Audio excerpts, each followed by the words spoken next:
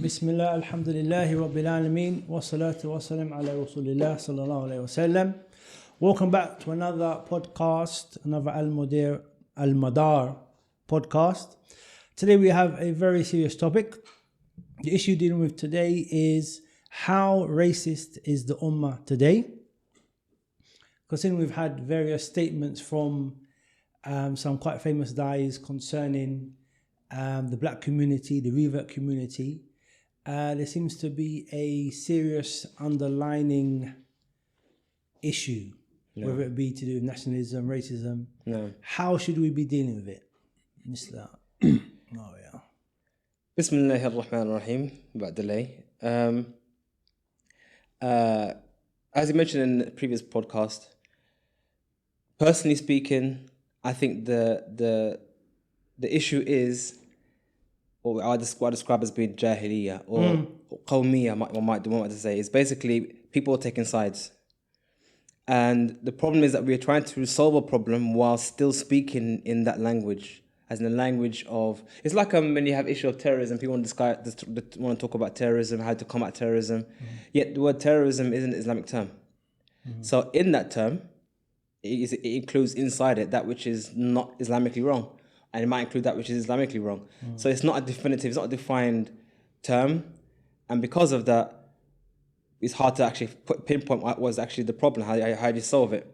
So if I was to summarize it, we need to apply the cures that Islam has given us to deal with jaahiliyyah.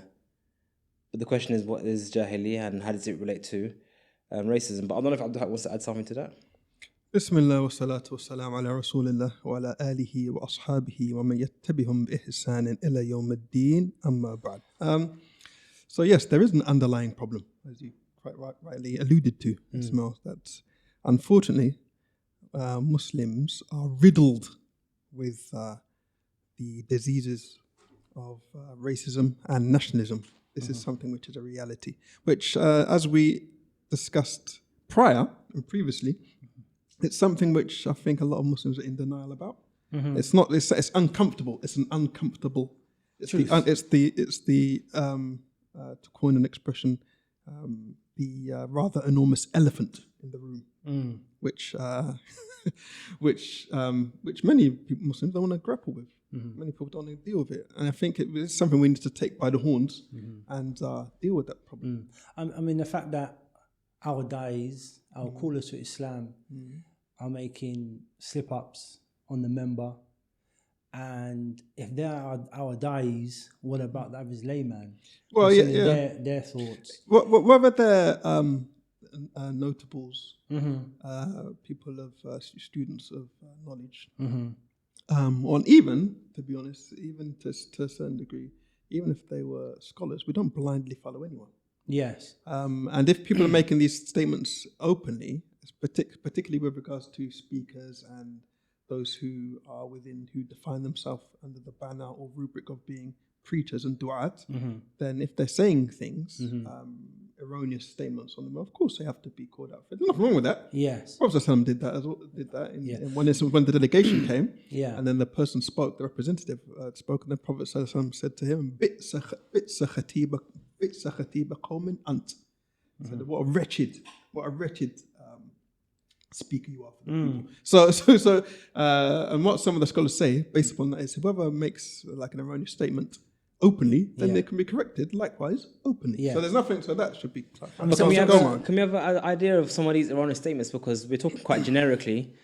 Can we get to the nitty-gritty and find out what exactly is get an example of an erroneous statement? Okay, for example, if you label a whole community as being born from zina, or people don't know who their fathers are, has that basically been said? That whole, has that been said? Yeah, it's been said. So, for example, a whole, you don't want to be like these type of people, like the statement, speak with, don't talk like you're black, talk with good manners. That's right. So meaning black people don't have no good manners. Or on the other side, where we had, the narration of some Arab shuyukh saying that there's no beauty in black or black woman XYZ. So these statements are said openly, while some of them may be a slip of a tongue. Okay, which obviously we forgive the brothers for, making slip-ups, and they made apologies. But how do you address the underlying feelings? Obviously, that's something which is in their hearts. How do you address those issues? I think what you just said there is very important. How do you address the issues?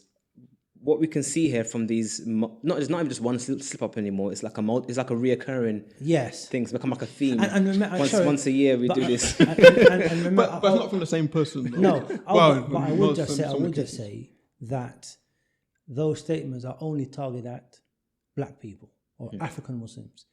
I don't know, unless I can be corrected, of a black brother being on the member and saying, okay, why do you X nationality do this? Unless it's for... they do. Unless it's a response to a previous out. I do believe it does. Not that it's justified. Yeah. But it seems that most of the comments are coming in from one direction. Yeah. But that is now causing... And also the comments as well, Ikhwan, is that these comments, they're trying to... Those individuals made these statements. They make these comments as if they're somehow in a position wherein they're able to comment like on certain cultural manifestations, whether that's to do with use of language or other familial relationships and so forth. They're making these comments as if that they themselves are somehow able to become sociologists and then, or linguists, and then make these like comments like these percentage general ratios. like huge loaded statements about whole communities, and that is bizarre and unacceptable. So I would say before you brothers give your input, I think that these have to be challenged robustly. Yes.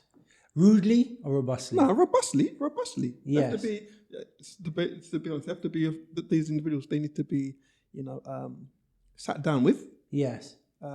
If one's able to. Yes. Sit down with them, obviously, with good manners, good preaching, good advice. That's the way. That's what the Quran instructs us to do.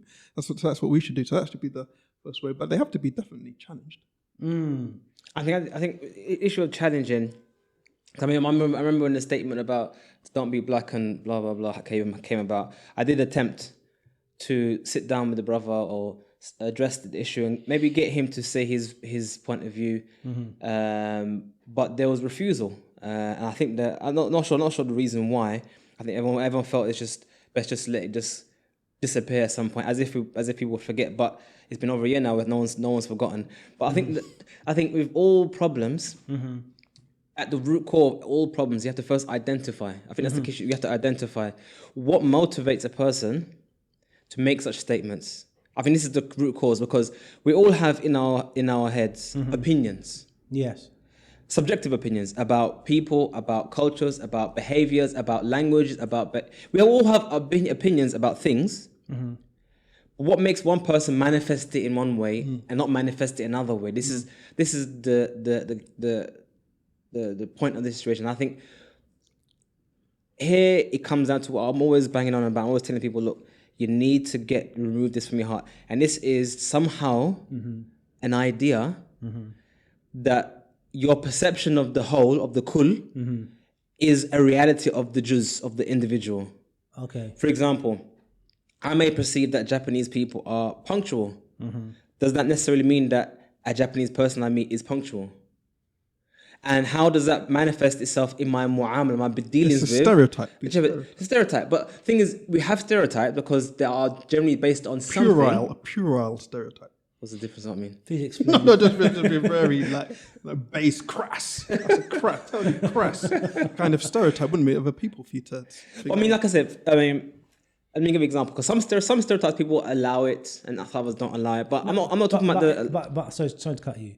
We have stereotypes based upon what we see and what we observe. Yeah. So we might say, for example, some such a country, they're able to manufacture, they're able to make certain things in a certain way. We see when they go into make iPhones, they have factories, they start this time. People commit suicide because they're working so hard. Yeah. So on the other side, we have films denoting black people as this, white people as the heroes of the world. Yeah. So these stereotypes that we have, can we avoid them? They're in our subconscious.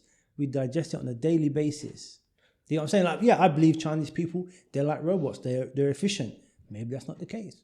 But that's the thing. This is what I was trying to get at, is that if you look at if you actually get down to the nitty-gritty, the actual statistics of things, Yes.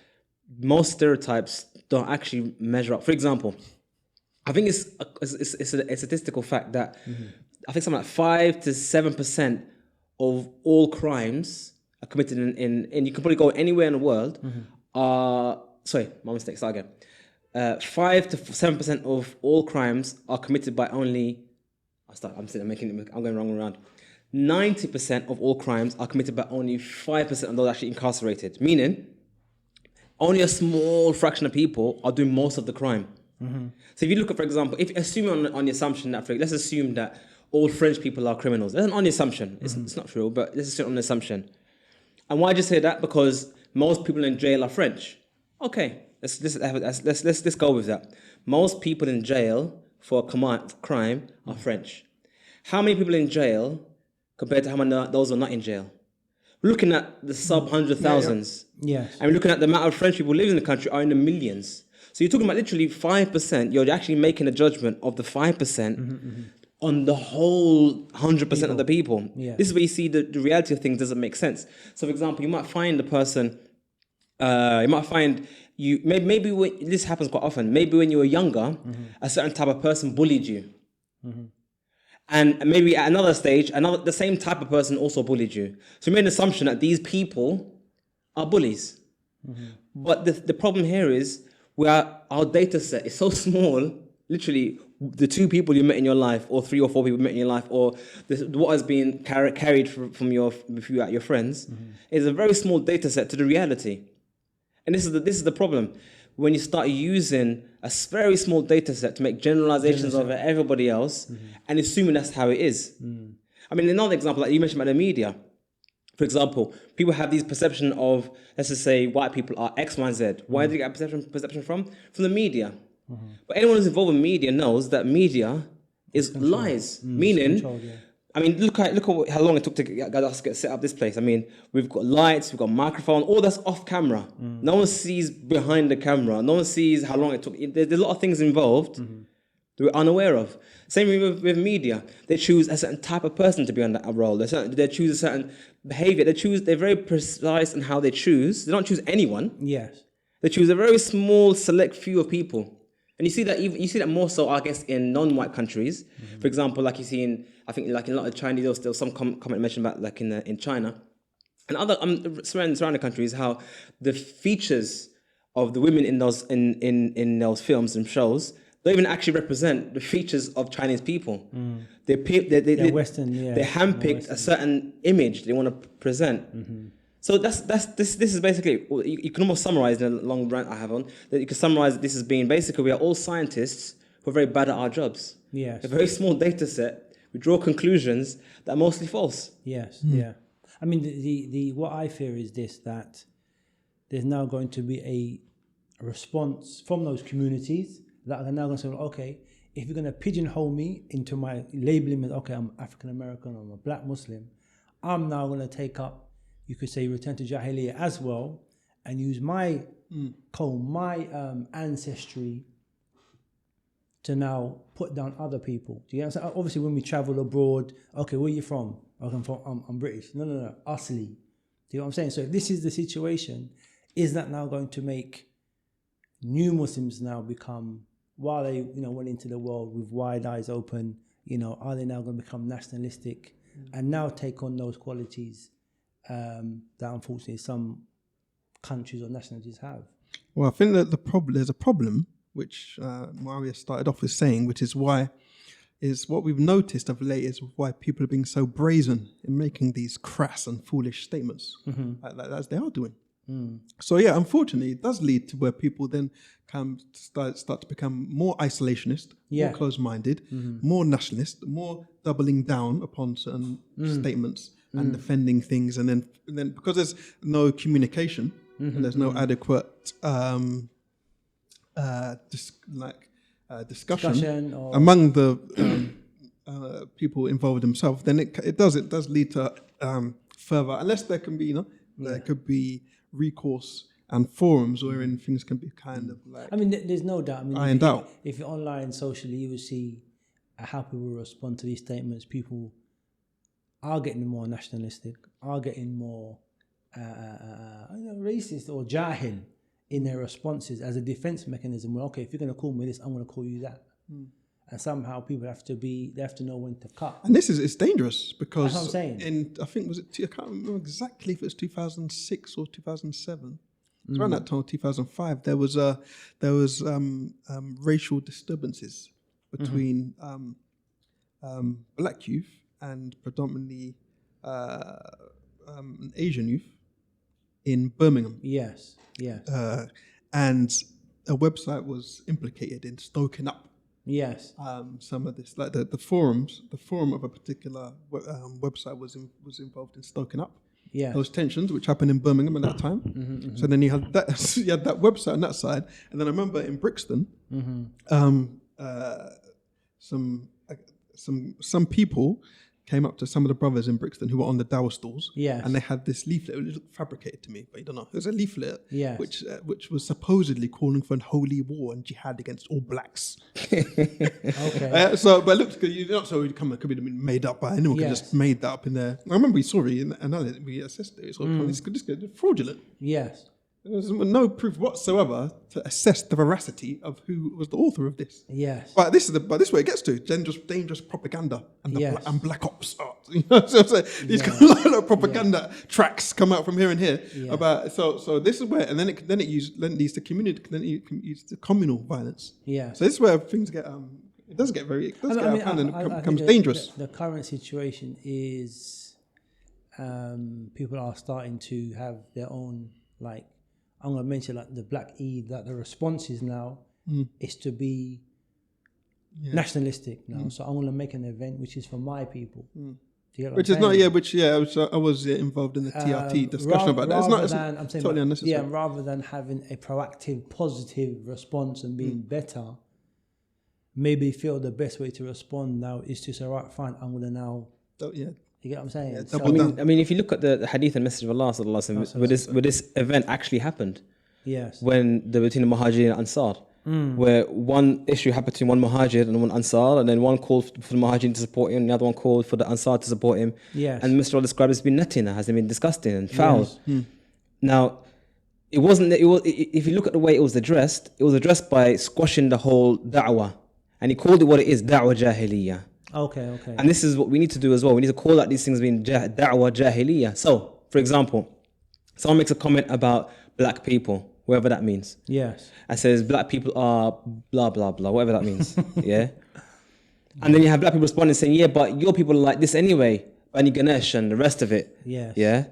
This is literally, it's da'wah jaahiliyyah. You're calling for Ansar, he's calling for the Muhajirin. It's the exact same thing. Yes. The response is not to go down to the level of the same jahil person. Yes. The response is to say, no, we are Muslim. And as Muslims, we behave accordingly.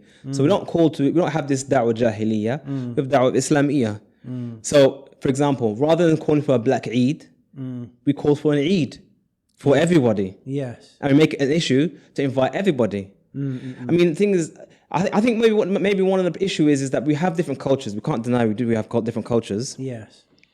But how far do we go with these cultures? What are they? As in, you could say, what's their limits? What's their use factor? You know what I'm saying? That I might have a particular culture. Can I identify as that culture? I mean, where do I go with that culture? And I think. And also, to what extent is one's culture? Because what happens as well is that there seems to be among many Muslims, and you can even see it why is that they're unable to maybe balance the aspects of their cultural background with the deen, with Islam. So it can cause a kind of either cognitive dissonance or confusion with someone as to I'm Muslim, but at the same time I need to defend this. I don't have a choice. It's not me. It's not me. It's my family. It could cause a kind of like confusion in a person where they're unable to how they should put on a par Islam with their culture, and that could be. It shouldn't be. To be honest, it shouldn't be. Yes, it should be quite simple to remedy, but unfortunately, it isn't. I think one of the reasons why it's probably difficult to remedy is primarily because people don't actually realize. I mean, they probably know it lip service wise, but don't actually internalize and realize that everyone's culture is subjectively right and wrong. As in, there's nothing objectively correct about a person's culture. You can't say my culture is better than anyone. I mean, we always have these little rants sometimes and rant about, my Jamaican food is this and biryani is that and Asian food is this. And, we have these little rants and stuff about which is better. But objectively speaking, it's neither here nor there. Biryani is no greater or less than rice and peas. It's just what I like. I might like it, but that's about it. There's nothing real in it. I'm saying it's just what I like. Yeah. And if we accept internally that it's my culture is only really what I like, there's nothing which is revealed from the heavens as being actually objectively correct. It's just something I like. So you can do what you do. I do me. And there's proof of that from the Sunnah as well, isn't there? From when the Prophet ﷺ refused to eat a certain The vub.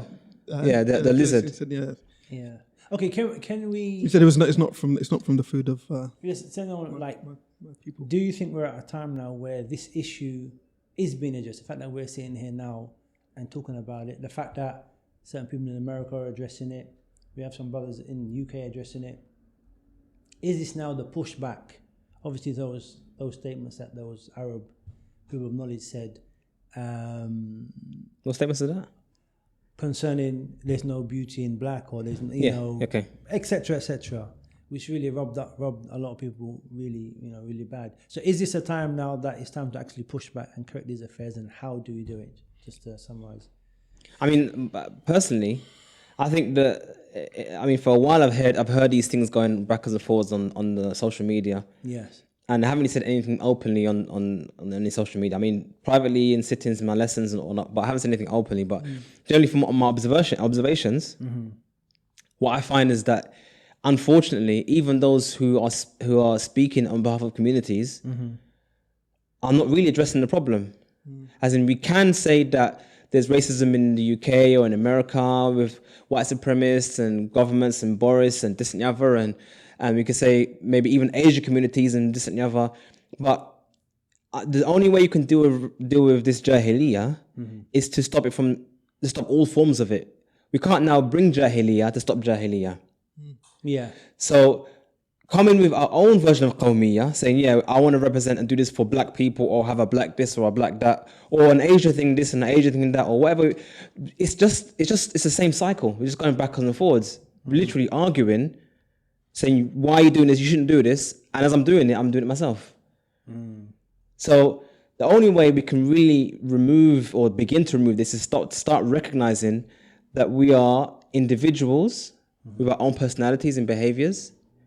And there's no one personality or behavior that has any virtue or fadl over another person except with Islam. This is where we need to readjust our criterion. We need to start judging people on their Islamic adherence, not on their backgrounds, where their heritage is from. It's a pointless thing to do. Well, I think all of it's very sad, really. It's all unfortunate when we hear about these cases, to be honest. Especially when Allah says, "Inna hadhihi ummatukum ummatun wahidatun wa ana rabbukum fa'budun." So it's very when Allah says, indeed you are a nation, you are one nation, and I am your Lord, so worship me. So it's very sad that we find people that are unable to kind of live up and implement what Allah has exhorted us to and said in His book. But I think, as Mario said, is absolutely correct.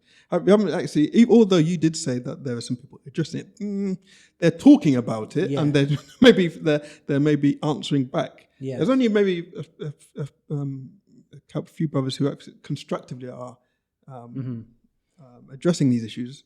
I'd say one main brother is like Khalid Green, who's like gives it by good exhortations and so forth.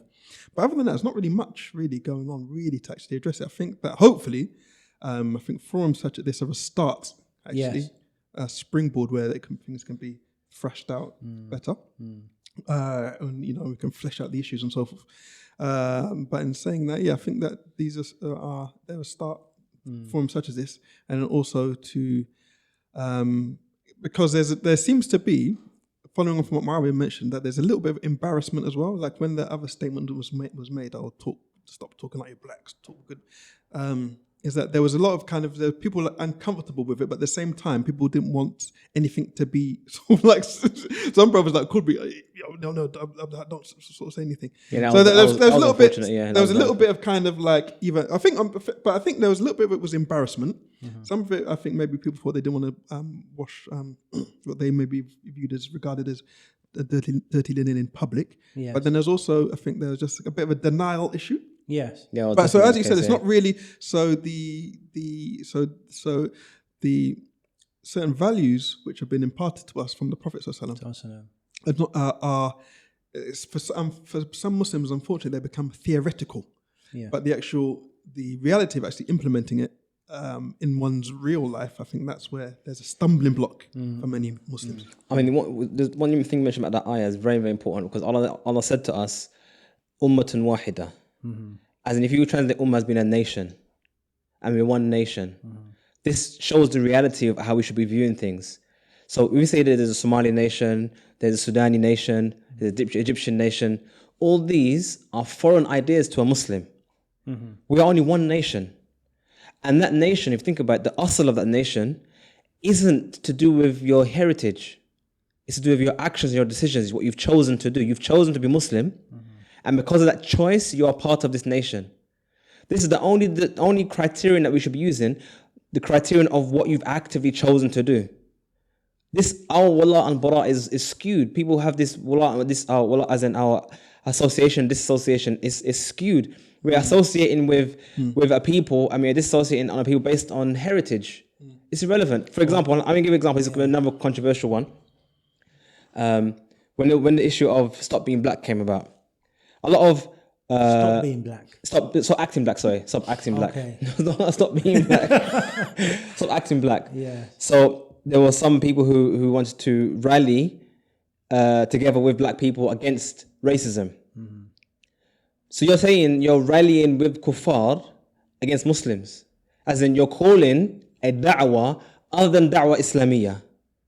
Does anyone get what I'm saying? I'm saying you're literally waving a flag, arm in arm, with someone who's not Muslim against someone who is Muslim. That person who is Muslim just said something offensive towards you, true or false? But he's still Muslim. Yes. Does that make sense? Yeah. And the second point which you mentioned was very, very important. I almost forgot about it.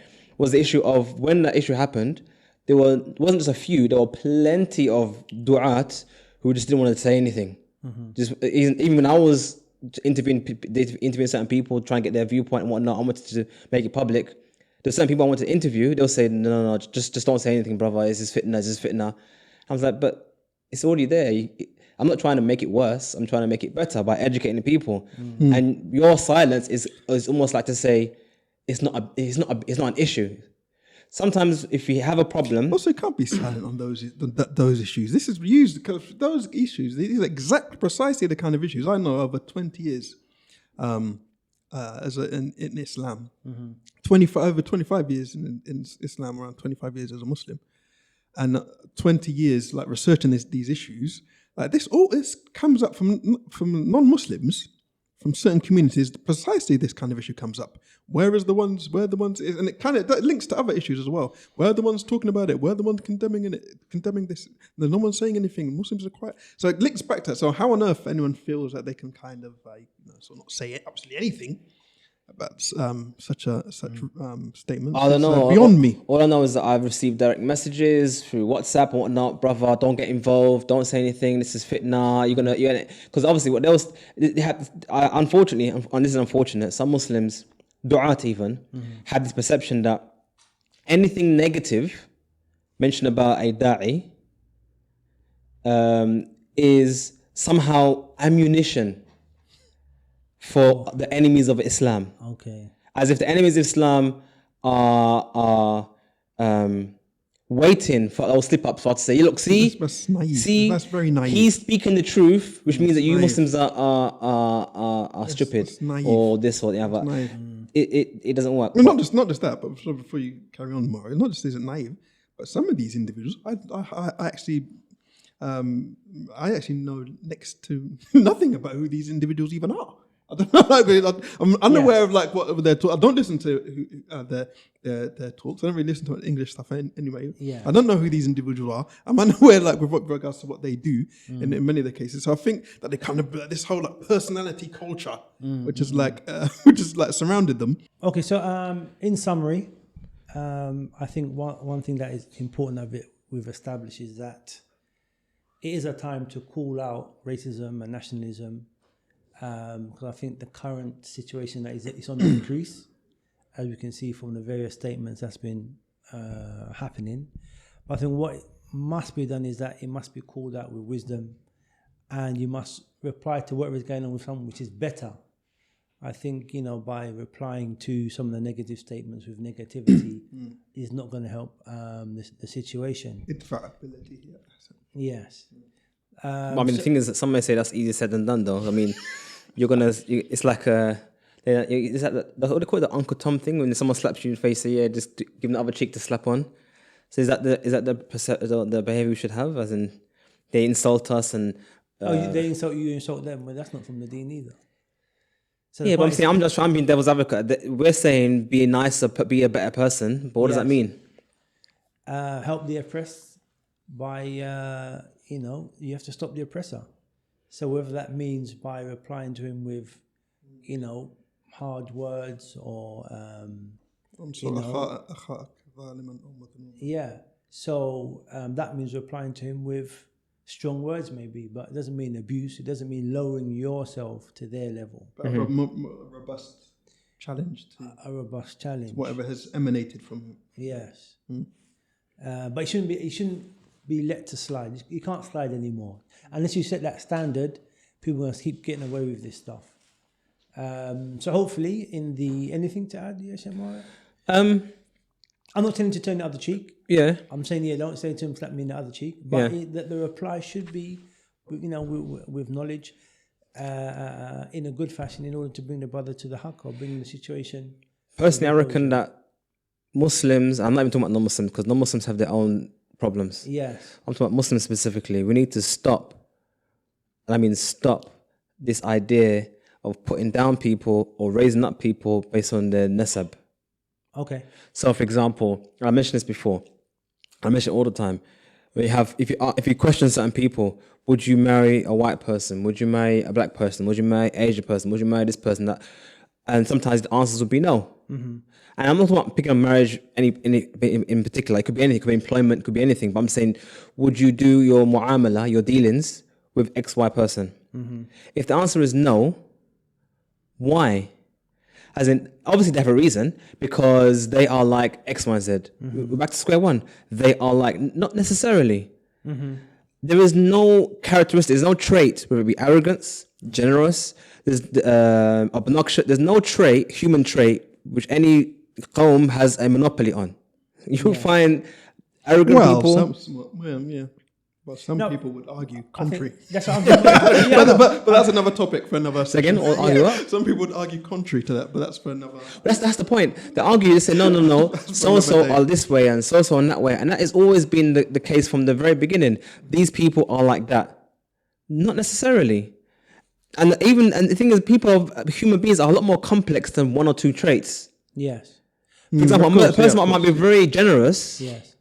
And that might be a good thing, but also someone say he's a spendthrift or spendthrift. So human beings are a lot more complex than just a single. They are like X, Y, Z. Or and whenever you fall into that trap, it is a trap of saying that so and so people are like this. Mm-hmm.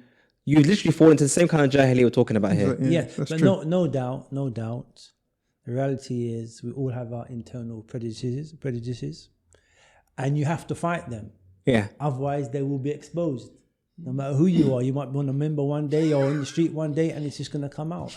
Yeah. And then you have to, but on that note, having your internal prejudice is something which you have to fight, you have to deal with. Mm-hmm. You can try to, negate them. Okay, and everyone is in their own situation. Yeah, I can't sit and say I've got no prejudice, no one. I don't see colour. I don't see borders. I see them. Do you know what I'm saying? It's a good point because right? I think in the next episode we have to get a bit deeper in this because everyone has prejudices. Okay, we have states, you know, and it's in our face, and we, you know, we're affected by the media. So, but when it arises, we have to address it with hikmah. We can't sweep it underneath the carpet because I'm going to just stop on this note that I think this could stop people from coming into their religion. When they say, oh, this is an Arab religion, this is a racist religion. People may even leave the religion because they know what, you know, a brother said to me the other day, you know, why wasn't you told about what the Arabs did to black people? Now people are digging up these issues and discovering. This is what's the wisdom of I dealt with those issues in my book, Finding Legends. Yeah. So I think precisely that, and in fact, I went into it, researched it more in depth. Yes. SubhanAllah, it's come right at the right time. But I went more in depth. I looked at most of the cases of where it manifested. Yes. Slavery, for instance, within the Muslim world, and the context of it, and in quite some detail. I think in the next episode we will look at this issue of the relationship between Arabs and Africans, the issue of slavery, so that we can kind of uncover the reality of it and be true to the history, so that when people do come into Islam, it's not a shock to them. Do you get what I'm saying? And so hopefully, anything further to say? I think one thing we definitely to discuss as well, and I would love to push this one is how real are these you could say these groups and borders that we make for ourselves? How real are they? As in, like you just said, we speak for black people. Yes. What does that mean? Definitions are hard. No, it's a serious one. I mean, I am as close to. I'm probably more. How can I say? What's the word? I have more in common than the Turkish guy down the road who's born here than anyone who's born and bred in Africa. Yes. So, I say I'm black, for example. Imagine I say I'm black. Yes. What does that mean? If I am more like the Turkish guy than any other person from Africa or from Jamaica even. Okay, on that point, Sheikh, we will definitely thank everyone for listening. We're going to come back with another podcast, another discussion topic. So please subscribe, stay tuned, and we'll see you in the next podcast. Assalamu alaikum wa rahmatullahi wa barakatuh. Wa alaikum assalam wa rahmatullahi wa barakatuh.